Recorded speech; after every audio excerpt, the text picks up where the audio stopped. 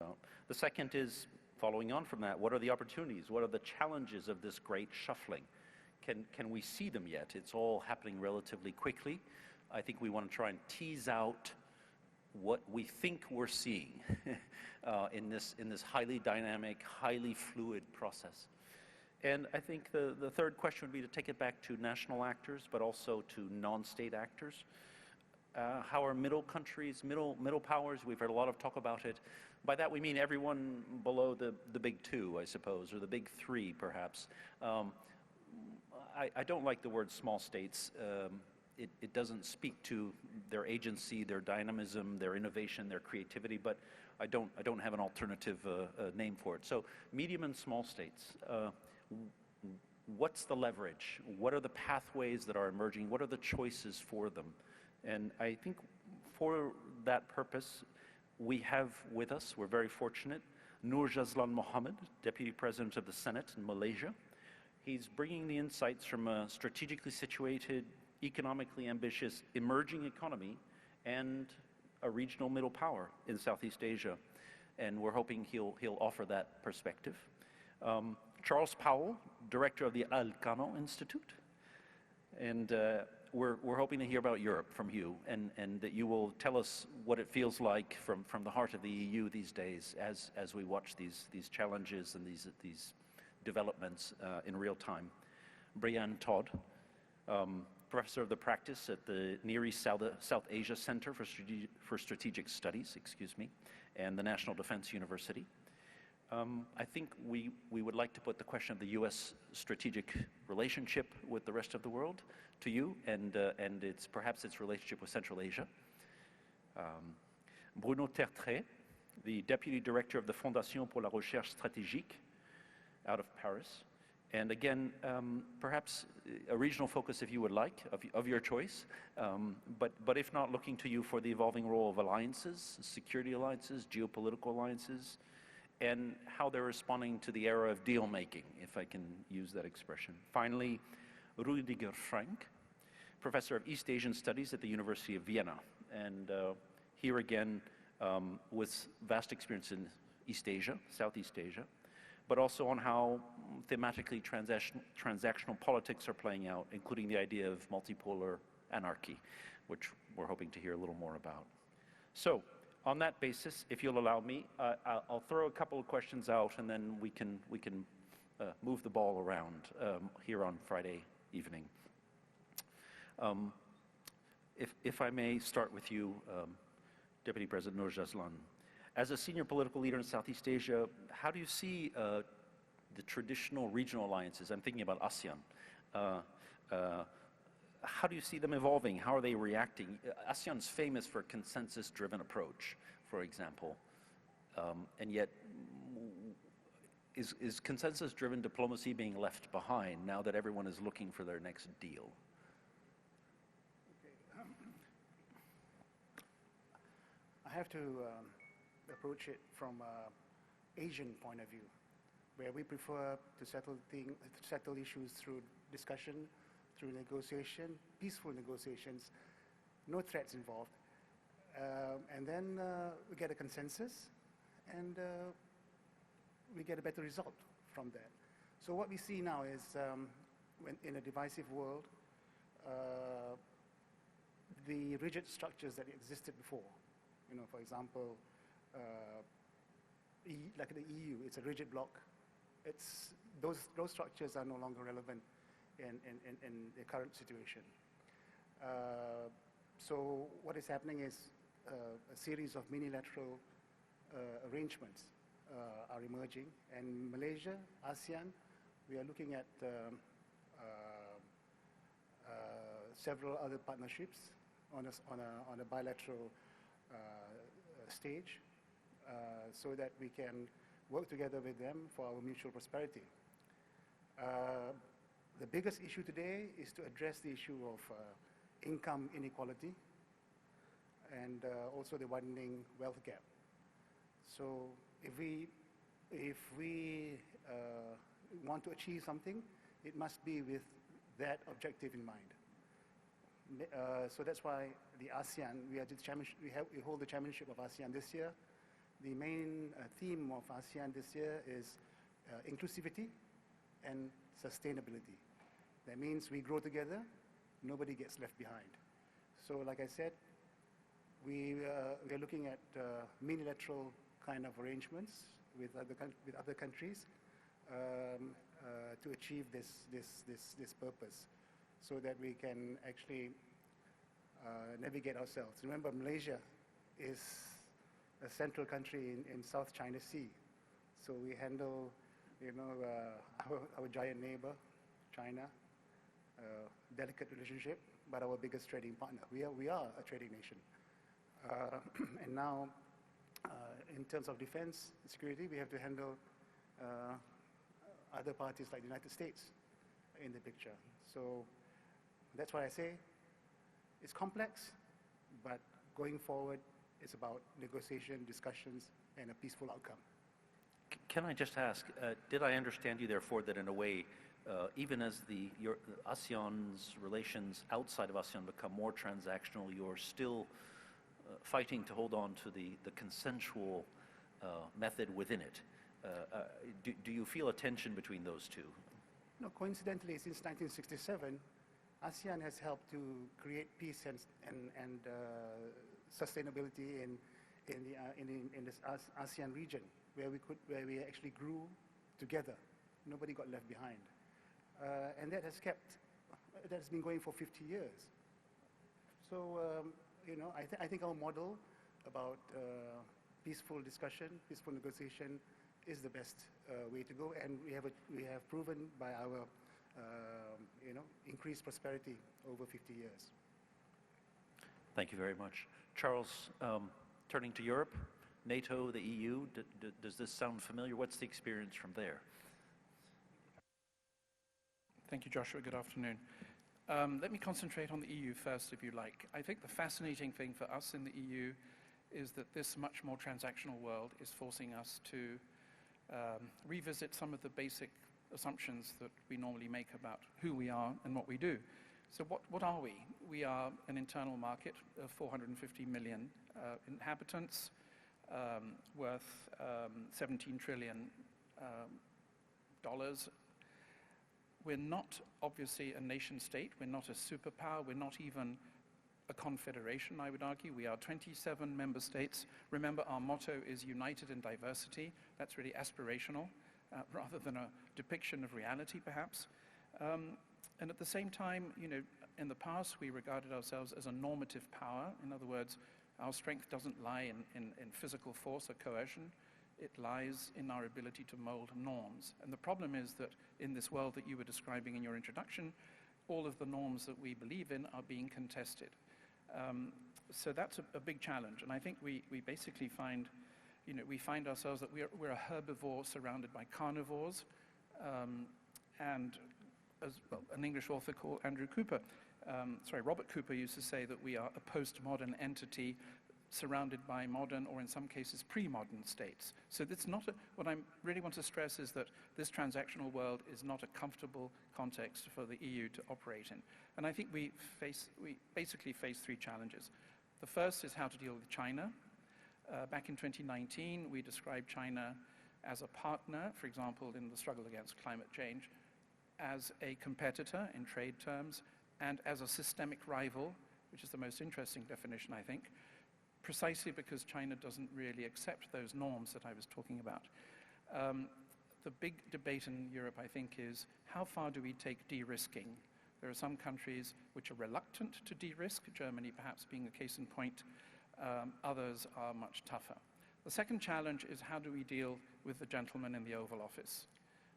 And if I can get this off my chest, I would like to say that it's very disturbing for us to hear the President of the United States say that the EU was created to screw, if you will pardon me, the United States.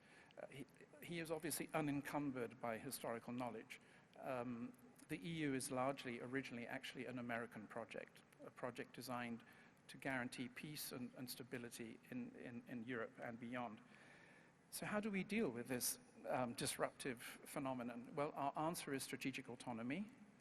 Now, strategic autonomy almost seemed to be dead. It was invented, the concept was invented a few years ago, But Mr. Putin and Mr. Trump together have given it a spectacular new lease of life. Now, the problem with strategic autonomy is I think we are all in agreement that the EU needs strategic autonomy in areas like energy, technology, science. And strategic autonomy basically means that we need to have the ability to defend our values and our interests without asking third parties either for permission or for assistance. The problem is the defense dimension. Because of the war in Ukraine, some of our Central and Eastern European member states are naturally worried that strategic autonomy will either frighten the US away or undermine NATO. My response to that is this Trump administration already seems to have decided that it doesn't really want to remain in Europe.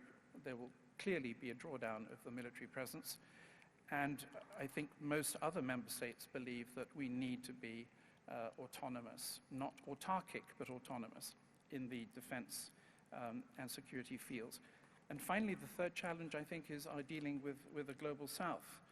The EU doesn't always find it easy to work with the global south, but however, I've been fascinated to discover here in Kazakhstan, this is my first visit to this extraordinary country, that in fact, we Europeans love self-flagellation. It's a European sport.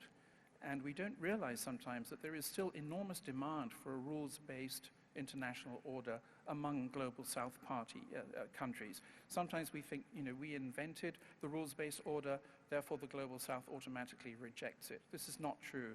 And I think the Kazakh government is a very good example of this. Their strong commitment to multilateralism is something we should take heart in. So what should we do? Well, I think basically the EU should try to contribute to redefine the multilateral order to make it more inclusive, less asymmetrical, and we need to be less preachy. I think this is what the Global South often resents about us. They also resent our double standards, or what they perceive as our double standards. We are deeply worried about Ukraine. The war, the Russian illegal, abominable invasion of Ukraine is an existential threat for us in Europe, I believe. But a lot of states in the Global South will say, why aren't you equally worried about the 55,000 Palestinians who have been murdered over the last year or so? And this is something that we have to face up to. But I think, the EU is a community of law. We are extremely good at creating institutions, at creating norms, at creating procedures, and I think that should be our big contribution in the current turbulent context. Thank you very much. A great start and a number of things to retain here, the sort of the search or the resurgence of strategic autonomy. I love the idea of the herbivore among carnivores and the sort of the implications of that, and I think autonomous but not autarkic. So maybe we'll keep it moving for now. Brian, if I may, would you care to supplement some of the remarks just made by Charles and bring in particular the evolution, if there is evolution, of a U.S. strategy or outlook in this new, I won't call it an era, but let's call it in this new movement, in this new direction, in particular with Central Asia, perhaps? Absolutely. Thanks for that question, Josh. So I think if you look back, going to 1991, when the countries became independent, the United States has always valued the independence, sovereignty, and territorial integrity of the countries in Central Asia. That's something we say all the time, and I think that holds true. And I think in the last administration in particular, but even preceding administrations, we had a defined end state.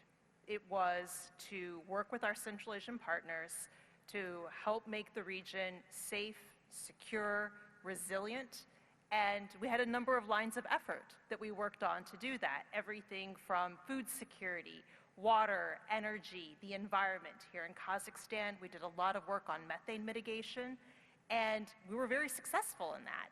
So there was a lot of progress in support of those objectives. I think what we see now is a shift in how we look not just at Central Asia, but I think at a lot of our partners worldwide. One of the first announcements to come out of the Trump White House in January was a statement about making the United States safer, stronger, and more prosperous, which really kind of flips it on its head, where instead of now working with our partners to focus on Central Asia and our efforts together here in the region, it becomes more about what's in it for the United States. And I think that's really the key context. The other issue to really think about in any strategy is the resourcing piece. Of course, we've had a pause on our foreign assistance programs.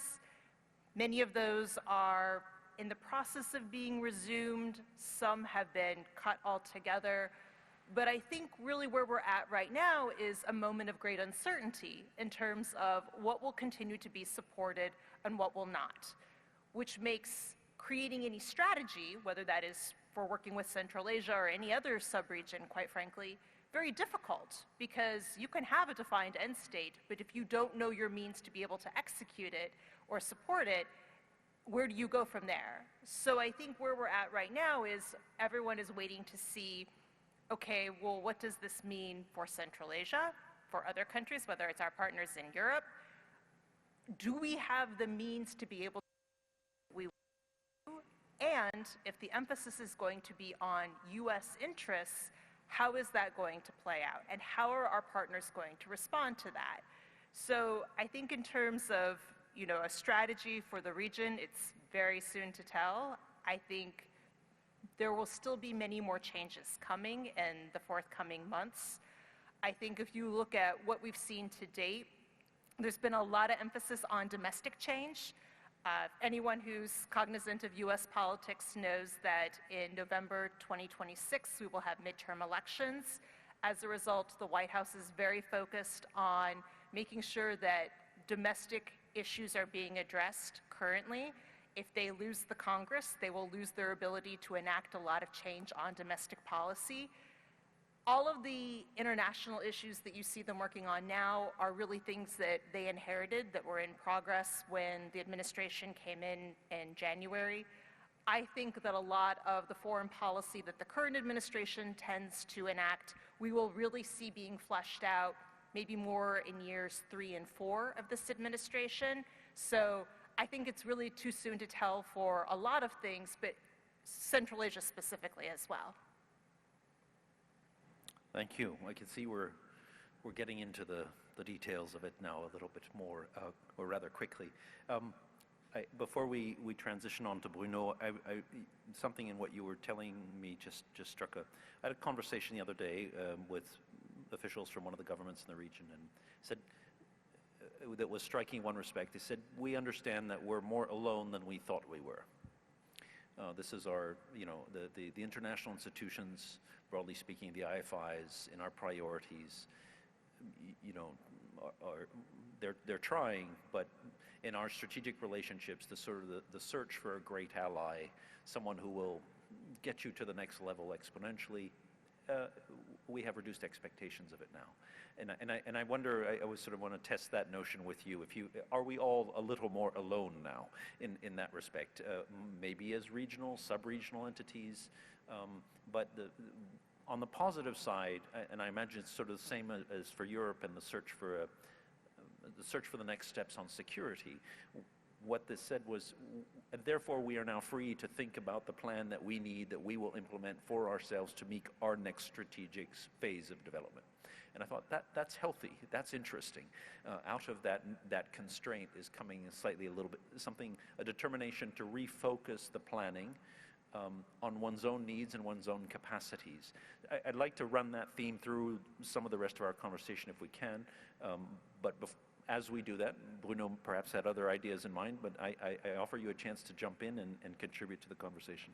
Oh, thank you, Josh. Actually, I was thinking that if we will be a little bit less alone if we work a little bit more together. In other words, the groupings or alliances or institutions at the regional level, such as the EU, the ASEAN, or Central Asia, we all have already now a vested interest in cooperating more, not only on trade and technology, climate change, water security, but also on working in how we work together in multilateral institutions. The mere fact that the United States is could I put it politely, although Charles started to be a little less polite than we could have been, but let me put it this way. The United States is not playing the kind of benevolent leadership role it has been playing most of the time, not all the time, but most of the time since the Second World War. So we have to make with what we have, and as a European, I feel very comfortable in saying we need to work more with Central Asia, with ASEAN. My president is right now having a very long visit to Southeast Asia. That's part of the process, in a sense. But I think you also wanted to talk to me about alliances, Joe. You wanted one. So I need to jump in on the question of alliances because I like to do something that speakers are not supposed to do. They challenge one of the premises that were given to us. I'm not entirely certain that the world is really becoming more pragmatic and more transactional. I mean, diplomacy by definition has always been transactional. Alliances are by definition very transactional, and when you scratch the surface, they're actually much more based on interest more than on values. Our Atlantic Alliance was mostly, I think, based on interest during the Cold War. We said things about promoting democracy, but it was more or less fundamentally about being anti-communist and resisting to communism. That was the gist of it. So I'd like to make a fundamental difference now between alliances and partnerships. Alliance is a generic word, but for me as a security analyst, it has a primary meaning, which is a military alliance with defense commitments. By that standard, the OCS, BRICS, or even ASEAN are not formal military alliances. So I think in that conversation, in the other, we need to distinguish between partnerships, groupings, even of entire groupings such as ASEAN, and military alliances. Our alliance, our European alliance, the Atlantic Alliance, I think my president, Emmanuel Macron, said a few years ago that it was becoming brain dead. I think the alliance is right now on life support, but the military organization still exists. I mean, NATO is going to change, but it's very much alive. It's expanding. It has found, once again, a raison d'être. And overall, I think military alliances are not dead. They're not, the organization themselves, they're not dead. They're just morphing, adapting, and perhaps rebalancing. We may have a NATO which has a stronger European role, a less important US role, which will beg the question of how will we get consensus? Because even in an organization like NATO, you have to get consensus. We do it our own way. There's another alliance, which this country, Kazakhstan, is a member of course, is the CSTO. It's a strange organization because it's both a collective security alliance and a collective defense alliance. And this is evolving too. I mean, Russia, the big power in this organization, has lost friends and allies, such as Syria, is gaining new ones, such as North Korea, which fortunately for you is not a member of the CSTO. And I like to think of Kazakhstan as a country, a key member of this military alliance, but which is playing more or less the role that Turkey or perhaps even France, my own country, is playing. That is, you are an ally, a formal ally, but at the same time, you nurture, you maintain your independence and your own national strategic autonomy. I think that's something that President Tokayev made very clear yesterday in his opening speech. Terrific. Again, thank you for challenging some of the assumptions. I'm seeing, I was just thinking, as you mentioned CSTO, the C5 format. Now the C5 plus format, which is the 5 Central Asians. Apparently there's, I think I was told 12 different C5 plus. And so again, compared to ASEAN, compared to the EU, compared to NATO, and all these groupings have internal consensus requirements. They have thresholds. CSTO would probably be the same. And so I find it fascinating that there's almost a greater need for consensus within as the world becomes more uncertain without, in some respects, or the ability to manage both ways of doing business simultaneously. But I think we need to please turn to Rudiger Frank for another round of inputs to get the conversation fully started. if I may, I wanted to ask you about China and the U.S. and the rise thereof, and specifically how this is affecting security and economic frameworks as a whole. And I think we're halfway there, but has ideology been replaced? Yeah, thank you. I'm happy to comment on that, but I actually wanted to start by referring to a point that you made at the very beginning, that this is the unofficial final plenary. So it's a time to look back. And I see myself arriving in Vienna on Monday, being both exhausted and confident. Exhausted because of the Astana half marathon I'm going to run on Sunday. Exhausted probably also from nodding all the time because I heard so many things that I agree with. And confident for pretty much the same reason. Confident because during the last 2 days I was actually quite struck by the fact that the vast majority of our thought leaders and our representatives and leaders seem to have made a major step towards solving the problem, and that is understanding and acknowledging it. It's a bit like, if you forgive me this analogy, it's a bit like cancer.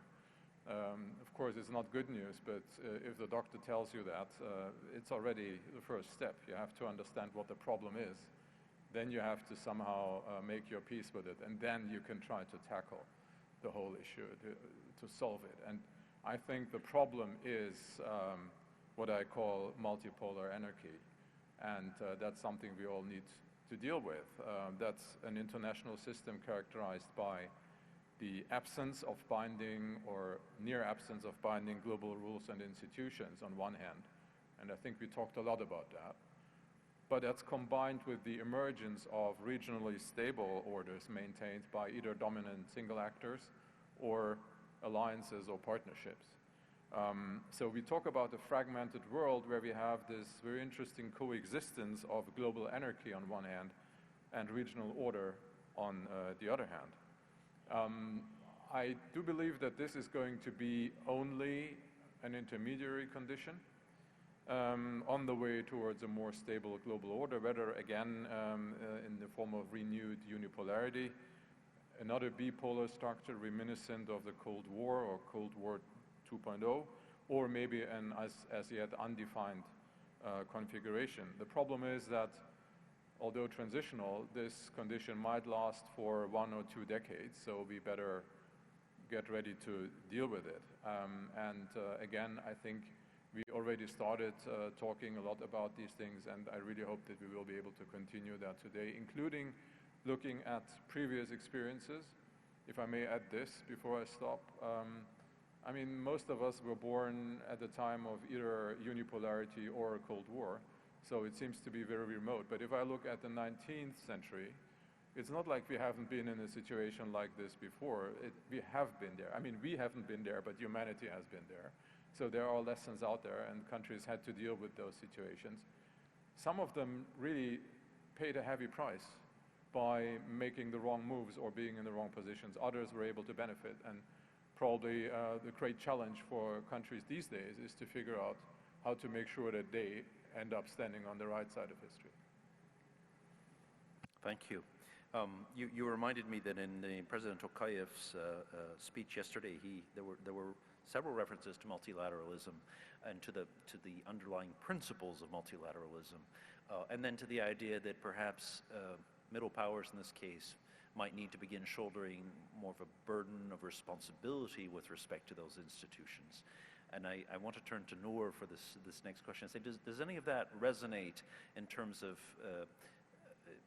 Malaysia's experience and sort of understanding you can enjoy the benefits of a system for a while or the rules of the game for a while, but there also comes, you alluded to its strategic position within Asia, within Southeast Asia, its relationship with China. Is there a point where you go from being a net benefactor in a passive stance to taking more responsibility for taking part in the game, as it were? First of all, Malaysia, Singapore, and a couple of Southeast Asian countries became Asian tigers because of the economic benefits flowing into our countries after the Vietnam War. So I'm not saying that we start a war and, and rebuild again. That's not the right approach. But the big issue, elephant in the room, is in exchange for global peace, we agree to trade in a single currency.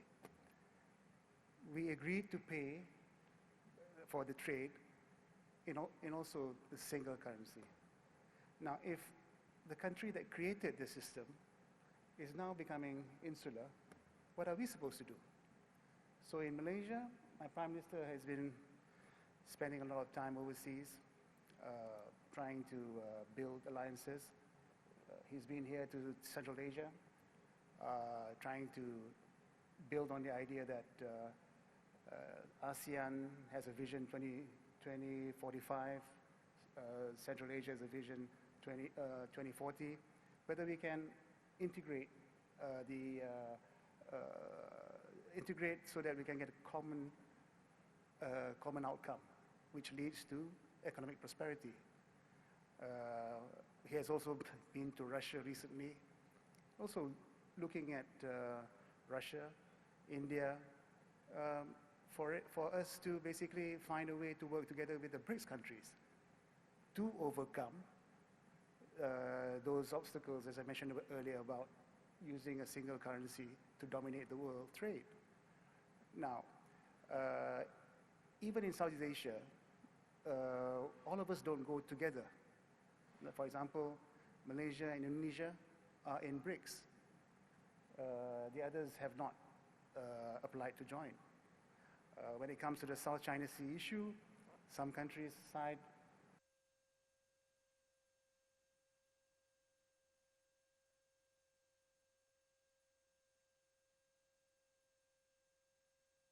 with China, because we in ASEAN did not have to arm up because there was no threat. The last war in Southeast Asia was Vietnam. When it stopped, we had the benefits from the economic development. So going forward, we should also find a pragmatic solution.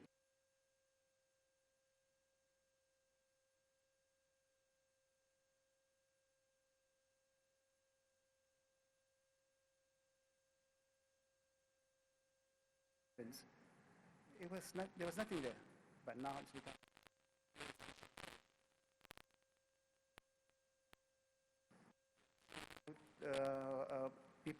People trusting the Singapore politics, economy, so that they invested in Singapore, and Singapore became today quite a substantial power. But on the other hand, they themselves arm their armed forces to protect whatever they have. But it doesn't bother us around neighboring countries around us. Because fine, we understand that you arm up, but you will not use that power irresponsibly. So my problem today is, with Southeast Asia becoming more and more conflict-ridden, the AUKUS Pact, I was talking about multilateral arrangements, so the AUKUS Pact will now bring nuclear, well, today, the Australians or Americans say it's just to power the ships or submarines, but who knows, you might have a nuclear warhead in there. So we now, have to shift our focus from just focusing on trade, on economy, to also arm up. And as proven, war is usually not a good way to settle things. Thank you. Two immediate takeaways. For me, interesting to be reminded of the currency question, the currency that built global trade. And if we take Rudiger's idea that this is a 10 or 20-year period, what are the implications for that? Fundamentally, it's okay to have, tariffs is a small problem when compared to that of a single trade or currency or trade, global trade around a single currency. And I think the second one that you identify, which is it may be healthy to have a greater amount of transactionalism or even a sort of interaction, but the thing one has to watch is the slow path to conflict, and these days the slow path to nuclear, because that is sort of by all standards the single most dangerous, the biggest cloud hanging over us collectively. It's one thing to have this dynamic absent.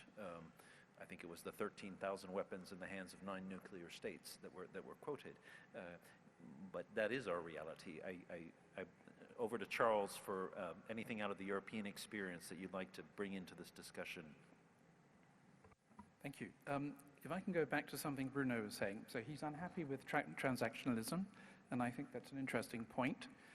But I think what's really new is strategic hedging on a very large scale. In other words, medium-sized and small-sized states are very reluctant, increasingly reluctant to take sides, right?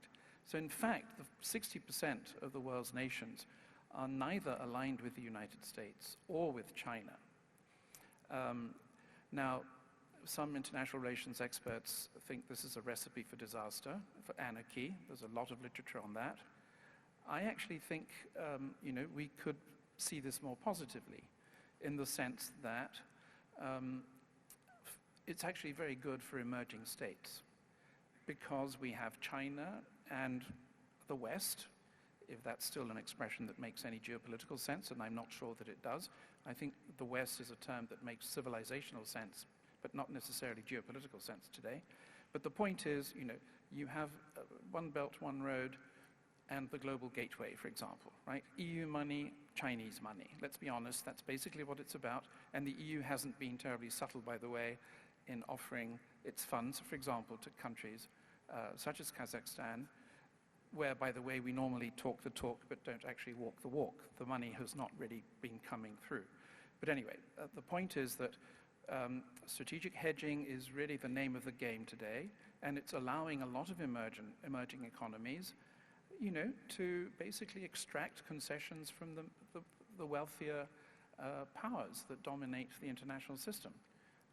So that's a good thing, I think, for these emerging countries. Secondly, something that's been floating around is, okay, so we have a world in which multilateral institutions are failing. I think we can all agree on that. But again, this is also an opportunity for minilateralism, which is what you were really basically talking about, I think. ASEAN being a very good case in point. So why don't we see the future of the international order more in terms, not so much in terms of the collapse of multilateralism and therefore anarchy, but rather the aggregation of minilateral issues-based rather than values-based coalitions. Again, I think that's good news for the emerging economies. They don't want a preachy EU to tell them about the value of, human rights and democracy and the rule of law. They know all about that. Whether they take us up on that is up to them. But I think the aggregation of these multilateral organizations may actually be a positive thing. Can I just say a final thing about the EU and NATO, because I didn't mention NATO earlier. The fascinating thing about EU and NATO is that they are two totally different entities, but in fact, their memberships overlap almost completely. They hardly talk to each other, by the way, or they find it difficult to talk to each other effectively. Now, why do I raise this? Because it goes back to strategic autonomy. Why do many Europeans feel that strategic autonomy is actually the only way out in order to deal with our defense and security issues? For the very simple reason that NATO doesn't actually put any money on the table to NATO member states. The EU is mobilizing 800 billion euros over the next decade for our defense industries. So I know it's still difficult to wrap our heads around this, but basically, if we develop a European pillar within NATO, which could then divorce itself from the US if the US decides to go that way, and of course we all hope that it won't, then at least in 10 years' time, we will have the capacities.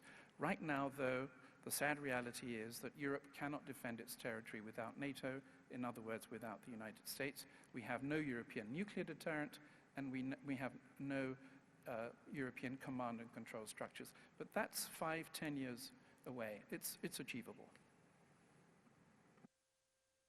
I'm going to withhold comment on this one and yield the floor to Brianne instead to take it in any direction she wishes. I think there's enough on the table now that guiding questions are no longer necessary. I suggest we just, go at it for our remaining time. I was going to say, you must have seen the look on my face as Charles was talking. No, I love it. And I was going to ask if I might respond. So I think we have thrown out a number of phrases that I think ultimately capture the essence of the same idea. We've talked about strategic hedging, strategic autonomy, multi-vector foreign policy, all kind of essentially being boiled down to states want options. And I think in the context of Central Asia, we see this where all the countries in the region would like the ability to work with as many partners as possible to keep their options open.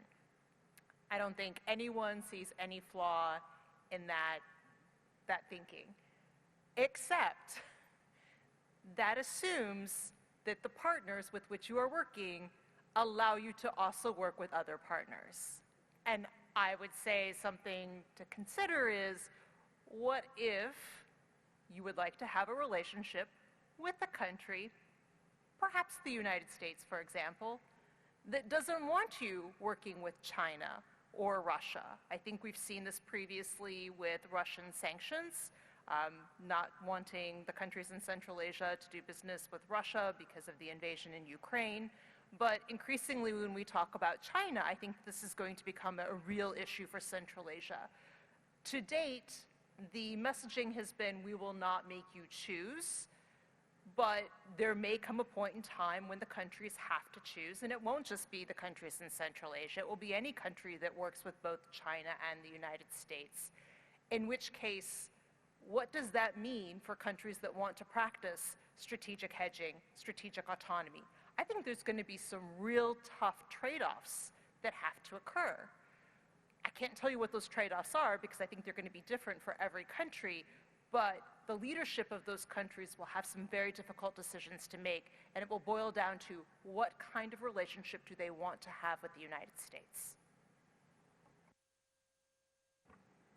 Bruno. Yeah, thanks.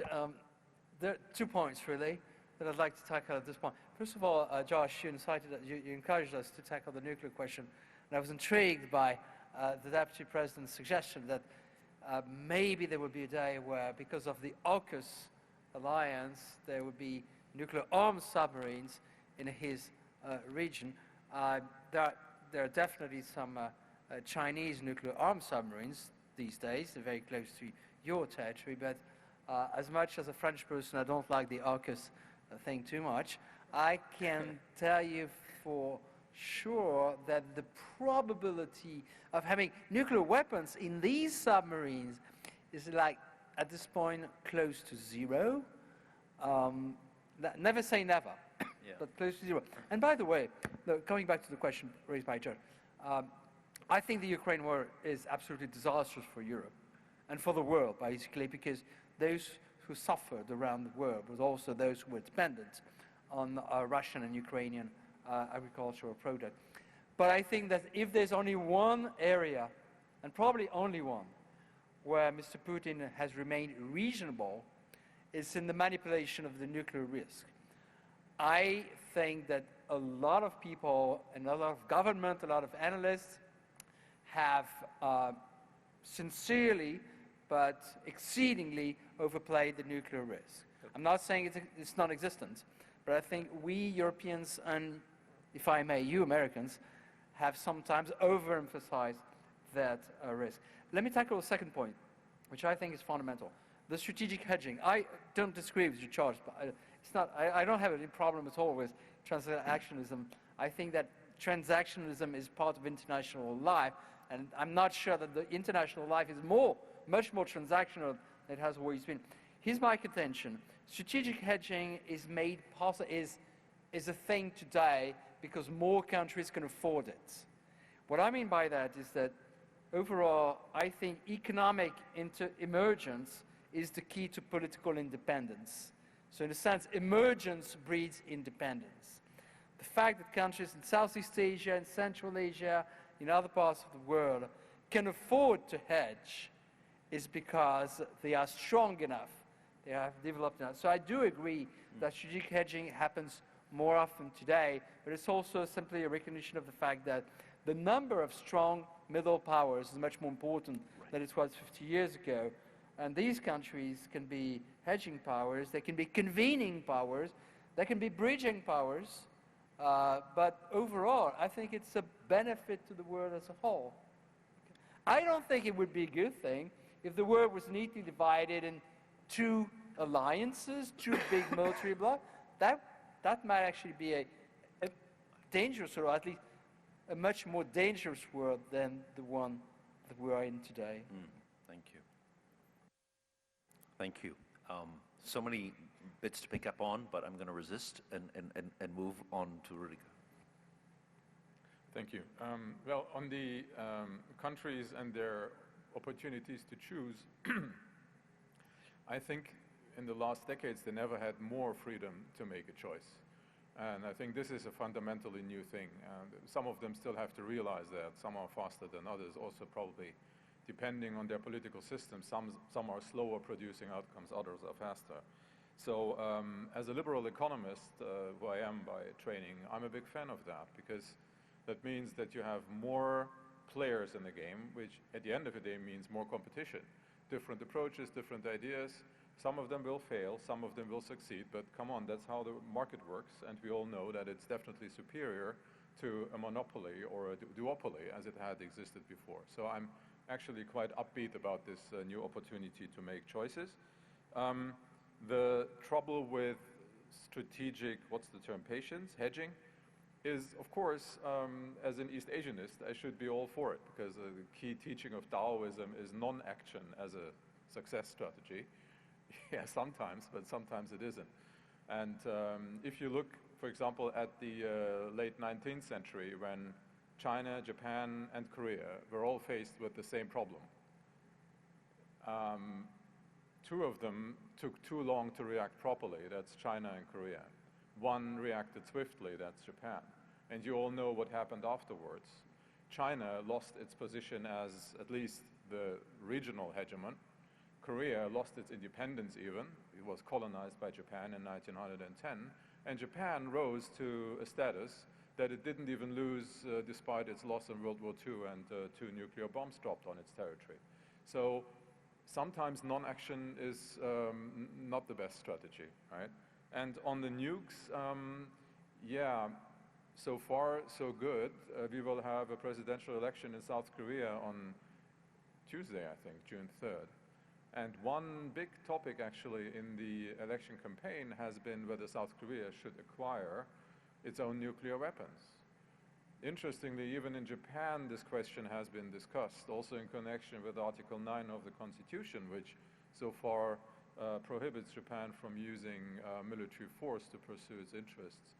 Now, so far, these are only discussions, but they are getting louder and more frequent. And so there is a huge risk, actually, of a nuclear arms race. And the thing is, it's a bit like a dam. Once it's broken, the water will flow.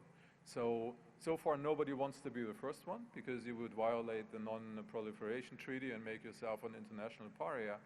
But with the multilateral order as we know it collapsing, that might not even matter anymore, because the US is unwilling to provide the public good it has been providing, which is more or less being the enforcer of rules. Yes, of course, it gave them the power to also dictate them according to their own liking, but they were the global policeman. And I'm saying that as a German, we were always very critical of the US being a global policeman, but yeah, but without a policeman, the neighborhood is not necessarily more secure than with the one that you probably do not always appreciate for what he's doing. So I think this is a real threat.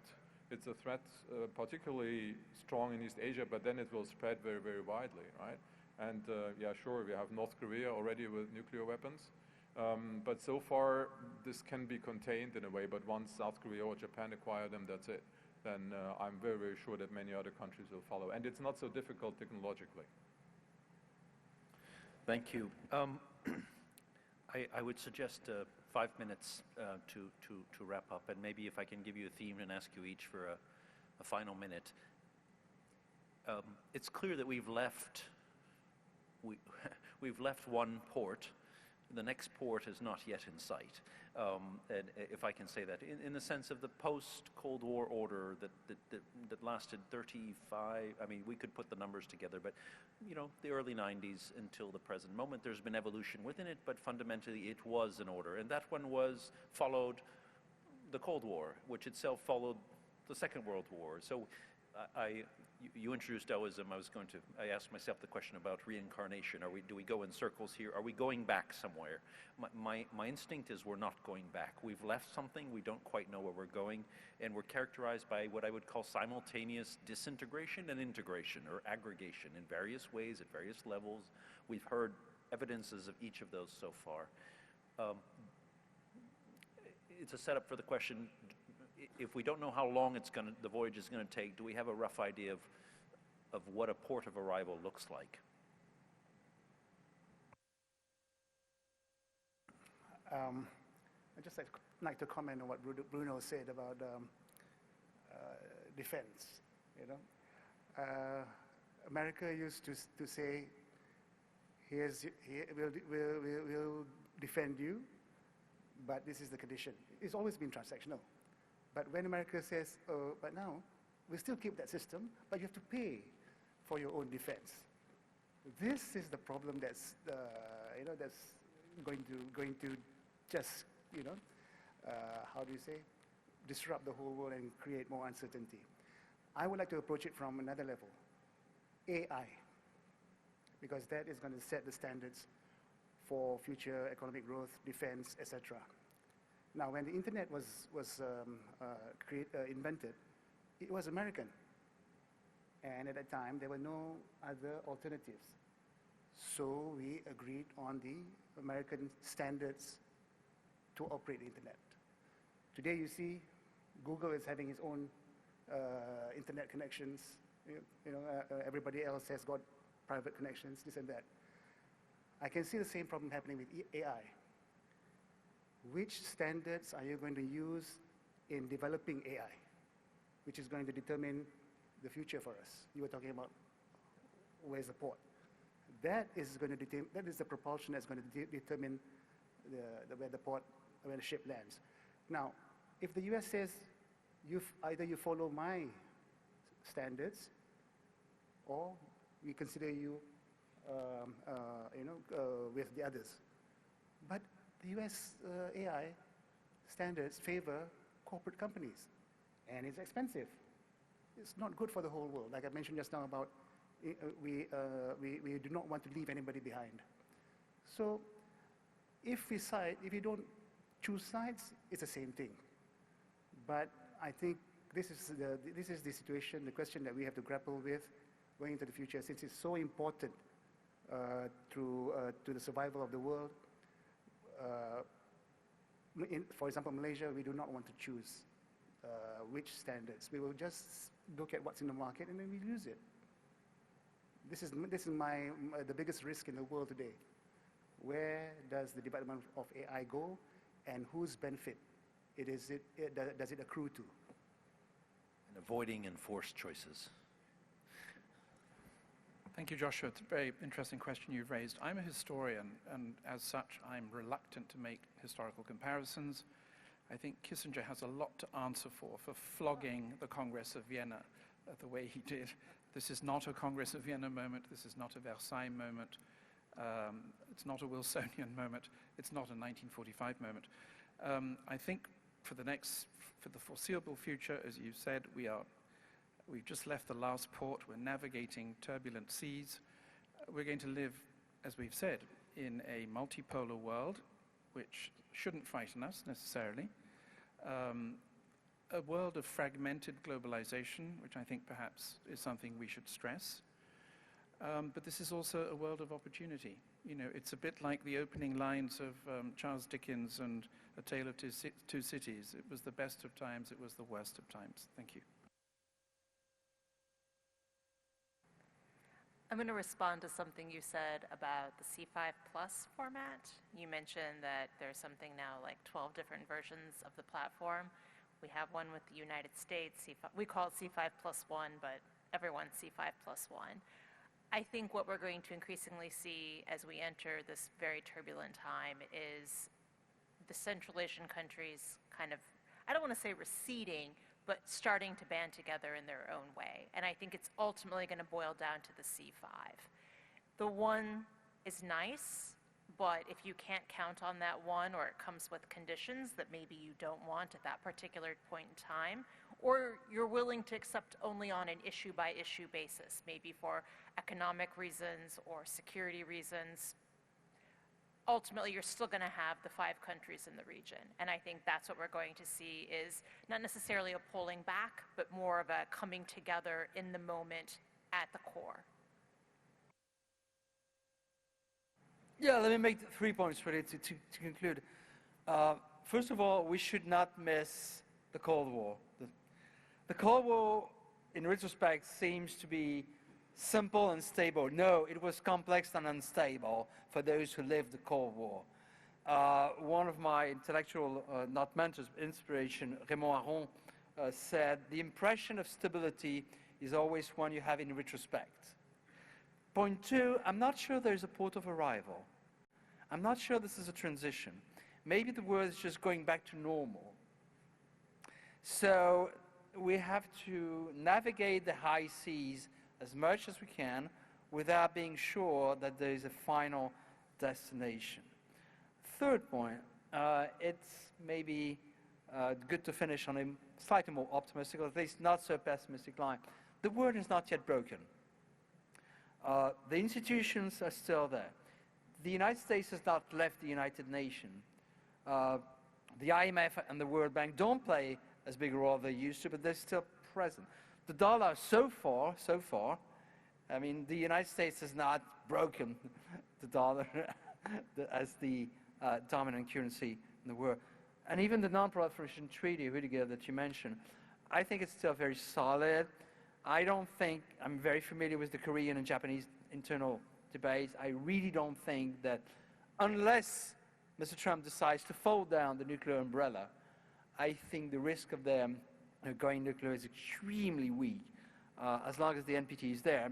And here, I'd like to finish by mentioning one country, which is not so far from this country, which is Iran. And the negotiations, the discussions on the another Iranian nuclear deal are important, but at the end of the day, I don't think there will be a deal. But what I do think is that if Iran decided to build operational nuclear weapons and was not stopped, then the NPT would definitely collapse, and that would not be good news for anyone.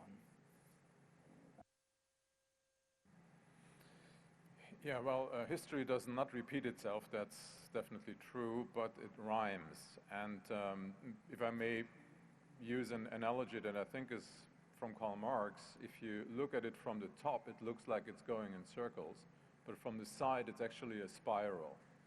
So there are parallels, and I think it's not a bad idea to try to learn from history with all due caution, of course. Yeah, predicting the future is fun. You never really know. I see 2 possibilities for a new stable world order, be it bipolar or tripolar or whatever. One is based on pragmatism, basically very sober national interests. This might be a bit more peaceful, I suppose. The other option is indeed an ideology-based multipolarity. In the Cold War I, we had socialism, communism versus capitalism, whatever. We have, unfortunately, so many more options for division along religious lines, for example. And that, of course, would be the nightmare scenario. So I hope that eventually, slowly but gradually, we will arrive at a more stable situation. If that is a sober one, if that is based on pragmatism, it means multilateral cooperation for the best of everybody. Thank you very much. I will not try to summarize the discussion. That would be a mistake.